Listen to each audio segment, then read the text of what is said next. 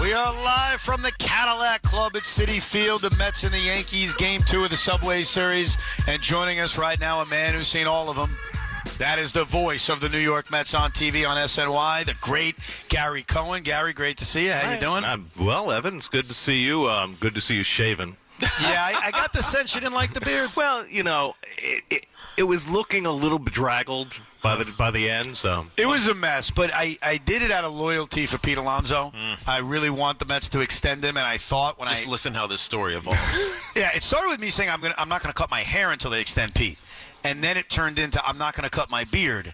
And then he hires Scott Boras, and things get very ugly. And then the Mets aren't good, and my wife is upset, and I eventually shaved it. But the sentiment remains the same, Gary. And as a lifelong Met fan, but also as a broadcaster, they got to keep Pete Alonso. When you said things were getting ugly, you were talking about yourself. Myself, yes. And the team. The team wasn't playing well. He didn't include that he's now taking credit by shaving his beard. Hi, Tiki. Hello. I noticed that. How you doing? I noticed that you didn't have to grow out your beard. No, but I never would. I'm clean. I gotta look right. I gotta look like I belong in the Cadillac Club, as opposed to scraggling around here like Evan does. Do you think it's important, and it's kind of forgotten about now because the Mets are playing really well. We're in the middle of a season. Do you think as a lifelong guy with this franchise that it is important to keep him because of the connection he's developed with the fan base? I think it would be fantastic if they can find a way to do that. The hard part is what are the numbers, right? Because the position, right-hand batting, first baseman only, is not one that has generally aged well. And you look at the contracts for guys like Pujols and Cabrera and guys like even Chris Davis, right. And you just it makes you wonder where the cutoff point should be. And you know that Boris's numbers are different from David Stearns' numbers, and I don't know. I mean, I hope they can find a way to make it work. Right. Pete's a big part of this franchise, and he's a big part of the gestalt of the Mets and what he's represented since the day he arrived or even before that. But in the world of free agency, who knows? I just wonder how you reconcile it with the fan. When you start saying, the money just got a little too steep. Well, if you reconcile it, the fans by signing Juan Soto instead, that probably would make the difference. Are they mutually exclusive? I don't know. I mean, I know that Steve Cohen has more money than every other owner, right? Now, how much of that he wants to spend and commit to over the course of the next 5 to 10 to 12 years, that's up to him. He gets to decide that. And David Stearns gets to decide whether it's efficacious for the franchise. Efficacious. Do you know what that means, Tiki? Because I don't. It's like how it makes you effectively work. I got you. Right. Part of why you're great is you're very smart. You use a lot of big words, and sometimes I look them up after you use them, and I say, wow, he used it perfectly, and it's really good. One of the things from this season that really rings in my head, see, you and Howie are the voices of the franchise as diehard fans and as broadcasters, and sometimes you say things, and it's like, oh, my God, that represents us. It was like 5 games into the season. You were 0-5, and you made a comment. There's nobody in the building. They just blew a lead. I'm paraphrasing here. Wow. And then even later on during the Dodgers series, there were moments of it can't get any worse. Sitting there, seeing so much Met baseball, did you think it could turn, especially the way it did? Yeah, I thought it could. I thought going into the season that the trapdoor for this team was going to be starting pitching. And once Senga got hurt and it looked like he was going to be out for a significant period of time, I didn't really think that they had enough starting pitching to keep afloat. And that's kind of been a delicate balance, right? The starting pitching's been okay, but they haven't gone deep into games, which has had an effect on the bullpen, and the bullpen's had its own issues because of Diaz's ineffectiveness and injury and now suspension. So from that standpoint, I had my doubts. But as far as the lineup was concerned and the way they were underperforming, I always thought that this team could hit. Right.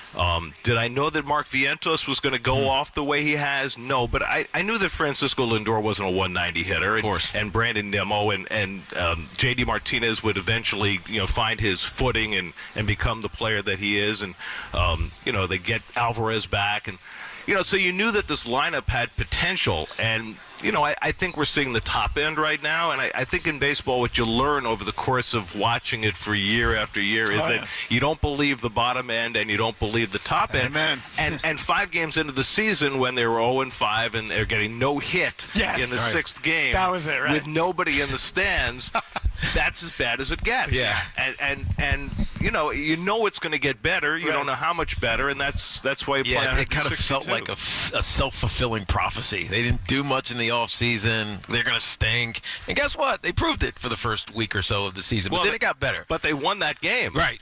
They won that game, and it was rock bottom. They got better after that. Right. So I think the question around Mendy is he's managed this, I think, exceptionally well, given the circumstances. They're now a game under 500, and, with the sweep of the Yankees in the Subway Series, they can get to 500. The job that he's done with the bullpen in particular, because you mentioned the starting pitching, but the bullpen, they had to manage it without Edwin Diaz. Now they have to manage it again. Give me your interpretation of his job so far this year. I think he is extraordinary for a guy who's a first-time big league manager, and he had minor league managing experience, and more importantly, he had winter ball managing experience, which is probably the hardest thing there is to do with players coming and going the way they do. But he's such a human being. He is so good at communicating with everybody. That means his players, it means the front office, it means the media. He just gets it, and he doesn't take a lot of stuff. He makes sure that players understand what's expected of them, and they haven't always been happy because not everybody wants to be. I mean, Adam Ottavino was not happy to be taken out of that game. We saw that clip last night. After 3 batters, but there's such a respect, I think, at the end of the day, because he's coming from a place of trying to win. And I think that the culture is changing with this team. And I think that, the team meeting that they had at the end of May, which was initiated by the players, but I think that if they hadn't called it, Mendy would have. And I think they knew that, and that something had to change as far as accountability. And I think that was a turning point for this team. And whether it becomes a turning point for the franchise remains to be seen. But between David Stearns and Carlos Mendoza, I think that they have started to change the culture. And hopefully we see the effects of that in the coming days and years. It feels as if, besides his hitting, that J.D. Martinez has also added a leadership to that room that has really made a difference. Well, it took him a while, right? Because he came in late, and then he got hurt when he was trying to ramp up. So he didn't arrive till late, and when he arrived, he wasn't really fully J.D. Martinez. So, it took him a few weeks into the middle of May, late May, before he felt comfortable enough to start communicating what he knows. And, I'm not a hitting guru by any means, but the way that he talks about hitting and the way his teammates talk about him talking about hitting is next level. And he has helped. There's no question he's helped Mark Vientos. He's helped Pete Alonso. He's helped Brandon Nimmo. He has been a force for good in that clubhouse. I was going to ask, why didn't you talk about Vientos? Why didn't we see this coming? I think he's just gotten better. Yeah. I think that what we saw from Mark Vientos in a brief period 2 years ago and a little more last year, and it was in short spurts because he didn't get a lot of rope, was that he was not as disciplined a hitter as he is now. Right. The power was always there. You always knew that if he contacted the ball, this ball went a long way. Ronnie made the comparison last night, and it's only a little bit out there. Watching him wear number 27, he said he looks like Stanton. And it's not that far off. They're kind of built the same way. And the way he's able to drive the ball to all fields has been remarkable. But in talking to him, he said his biggest goal in the offseason was to learn better discipline, how to better identify pitches, identify location, not chase as much. And the results have been palpable. We're talking to Gary Cohen. Mets take on the Yankees tonight. Game you could see on SNY. A game we did not see on SNY, and I missed you guys more than ever, was Sunday night. I missed you guys. I know you weren't in Chicago, but I assume if you got the full series, maybe you're there. And it's Gary and Keith specifically. I love Ronnie, but here's what I cared about. I wanted to hear Keith lose his mind over the ninth inning, and the fact it took 45 minutes. The fact that guy gets ejected, guy takes 20 minutes to warm up, guy's hurt. Oh, wait, now he's not hurt. Now he's coming out of the game. I think his reaction reaction would have been amazing. But I also wanted to hear you with this Edwin Diaz thing. What was your reaction to everything that went down? We've only seen a few guys thrown out. It seems like they're all Mets, and obviously the effect that it has on the team. But what was your reaction to the way this sticky stuff is played out and the way it affected Edwin on Sunday night? Well, we've seen it 3 times now. We saw it with Scherzer in Los Angeles early last year. We saw it with Drew Smith, and now we've seen it with Diaz. And honestly, I have to take the umpires on faith, right? I mean, they have inspected thousands of hands, and they have been taught this is what is sticky. This is what is tacky. This is what is okay. What's the difference, by the way? Is there one? It's a matter of degree, right? Sticky means stick. Tacky means tack. And the guys with tacky hands are allowed to wash their hands, and the guys with sticky hands get thrown out of the game.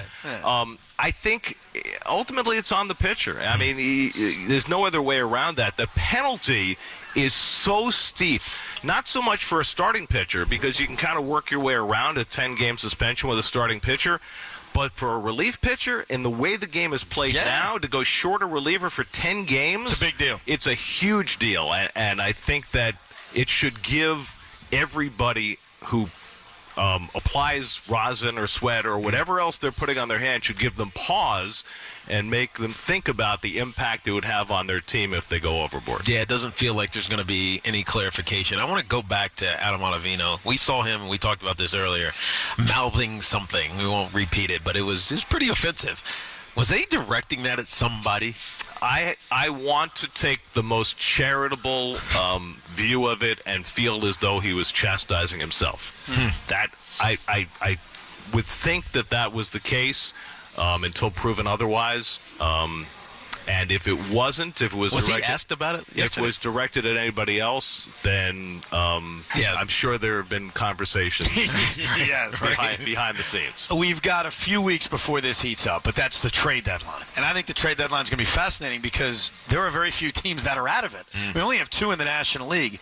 How do you think this team is going to approach the few weeks leading up to the trade deadline? I think it all depends. I mean, we've got so much time. I mean, people started talking about the trade deadline 3 weeks ago. That was, It's ridiculous. It's not till July 30th. It's only June 26th. You've got 5 weeks to go.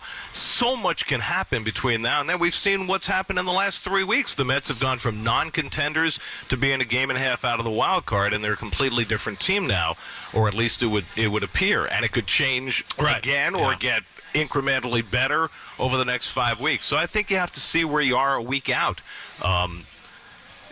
There's no reason the Mets can't thread the needle, right? They have assets, particularly for their starting rotation. Christian Scott's going to be back probably during this next stretch with the Mets maneuvering to fill that bullpen spot. They'll probably end up optioning a starting pitcher, bringing up Scott sometime in that next road trip in Washington or Pittsburgh.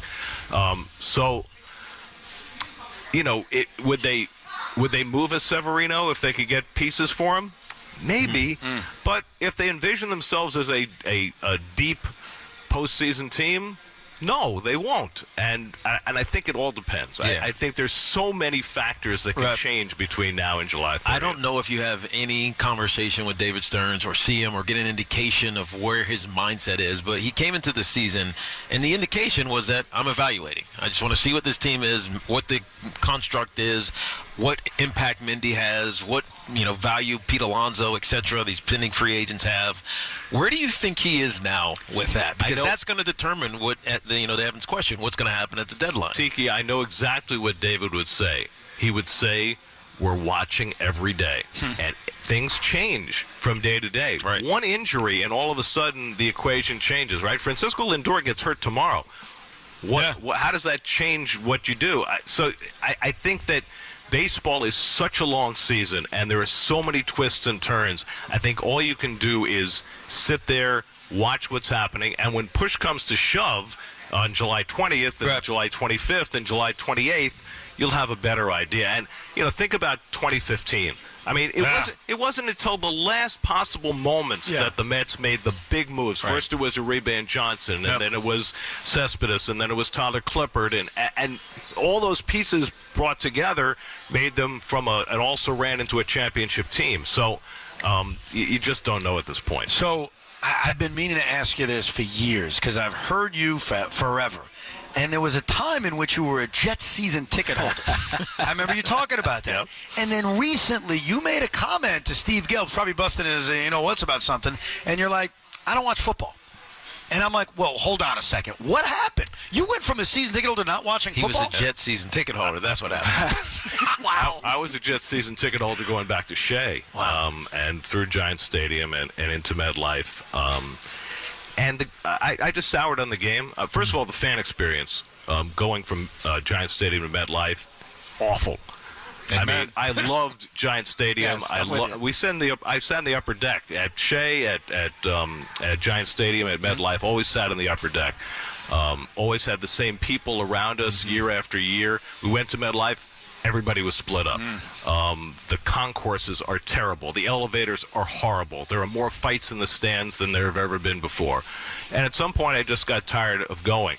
And then the game, you know how much I dislike replay in baseball. I dislike it 1,000 times more in football. To me, it has ruined the experience of watching a game. And that combined with all the CTE news, I fell out of love with it. Wow, and, interesting. I was as big a Jets fan as there ever was. That's what surprised me when I heard you say that. Right. If they win, will it bring you back? No.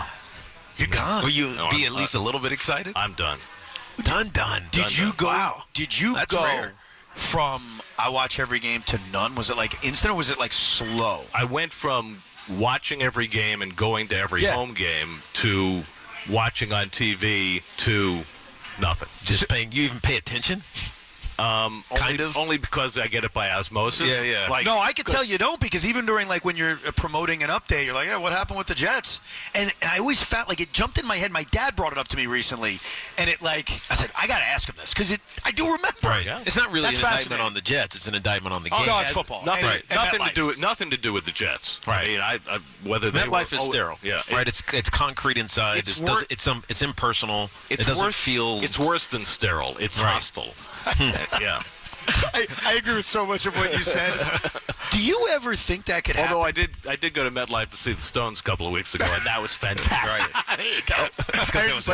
But I had good seats. Do you think that could ever happen to baseball? Because so much has changed over the last couple of years. Howie Rose was on the other day, and he suggested, and this made me sick, and I'm sure it makes you sick. He thinks in a couple of years they're going to get rid of the leagues. Yeah. 8 teams are going to make the playoffs. Can you see that happening to you and baseball down the road? You know, here's it's kind of the opposite for me because a few years ago when the pace of the game had gotten out of hand, I was finding it really difficult. Not from a fan standpoint, but from a broadcasting standpoint. Sure, there was so much dead time in the game, and for us as broadcasters, particularly on TV, it's not less so on radio, but on TV, you're just trying to create something out of nothing, right? Because there's nothing happening on the field. To me, the pitch clock was an absolute godsend. I'm with you. And the last year and a half, I have been more happy with the game than I have been in a long time. Yeah, 4 hours of work is hard. Well, it's we do it every day. It's not just, we have fun. But it is kind of what you do, but it's not what I do. And by shaving 30 minutes off the game, you've shaved 30 minutes every day of having to come up with stuff out of thin air that's related to the game but not of the game. And it was getting hard. And it's definitely much more fun now. So I'm not trying to get in trouble with SNY. I love you, SNY. I think Gary Cohen is the greatest radio play-by-play voice I've ever heard. I don't know if you know this. He did radio at the Fan for many years. Pound for pound, I don't think anyone's ever described the game more accurately than you. Do you ever miss it? I miss it all the time. I mean, Evan, I've been doing TV now. I did radio for the Mets for 17 years, and I'm now in my 19th year doing TV. Wow, you passed it. Wow. Oh man, you don't look that old. I'm serious. You don't look old. Like you've been doing it 36 years.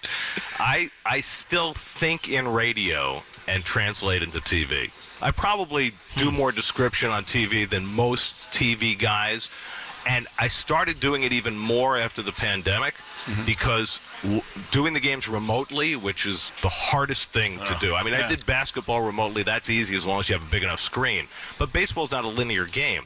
And what I found was trying to call the game on TV, is that especially when the ball is hit hard to the corners, that the TV viewer doesn't really see what happens. You're right. It's hard for the director to switch fast enough. So I found myself after that doing a little more describing.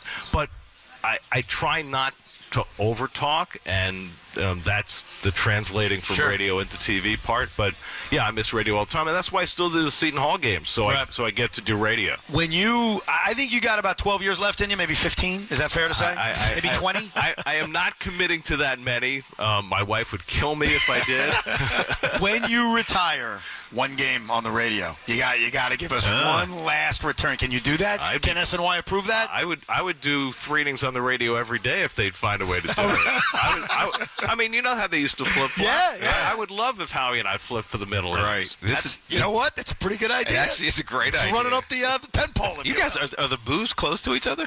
They have to be, right? Not as close. Not as close. I mean, in football, the radio booth is kind of right next to the the way Citi Field was designed, it was not really conducive to booth hopping. Yeah, I can see that. The Mets take Game 1 of the Subway Series. Game 2, if they should win, it's a sweep of the Yankees in the early part of this, but also they're at 500. I mean, this is important for the Mets because it's continuing what has been a very good month. With no question. And, obviously it's the Subway Series. Everybody cares, and it takes on outsized importance. But, when the Mets get done with the Yankees, they got the Astros coming in for the weekend. And the Astros have had a season exactly like the Mets. Yes. Yep. They're winning today, the last I saw. I don't know if they won their game.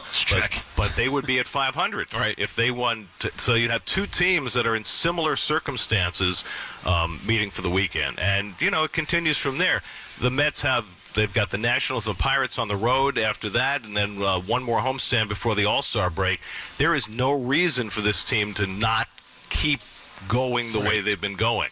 Yeah, the Astros won. They're 40-40. They are red hot. Yeah. Favorite Subway Series memory, Dave Malicki, or something else? Well, Dave Malicki will always be very, very high on the list because it was the first. Yeah. And we hadn't had a game between New York teams since 1956. Right. Before 1997. So that was huge. And just, I don't know if you were there that I was there. Oh, yeah. I mean, it was 6-0. I know. All the Yankee fans took over. All the Yankee fans left. Yes. And I think I said something like the Mets have scrawled their names on the wall of Yankee Stadium. I'll never forget that. And it was magical. It was absolutely magical. But the Matt Franco game, that is, and pound for pound, one of the great baseball games you'll ever see right now. And all of Piazza's home runs against Clemens, and Clemens throwing the bat, and I mean, there's so many. Yes, indeed. There's some bad memories too. That's what he said. Tiki is apparently friends with Roger Clemens. I am, and I've told him, just get me 5 minutes with him. Not that I'm going to fight him, but I want to yell at him because it's ridiculous that he thought it was the ball. Give me a freaking break. That's what he said. I'm just telling you what he said. Why was he throwing the ball in the dugout? Why wouldn't he throw it to first base? I know. This one still bothers me to this day. Gary, we appreciate it. Thank you, man. Great to see you guys. Thank you, Thanks very much. Great Gary Cohen. You can watch him on SNY tonight. The Mets and the Yankees, the finale of this 2-game series. More coming up live from the Cadillac Club at Citi Field. Evan and Tiki here on the Fan as we take you right up until the pregame show.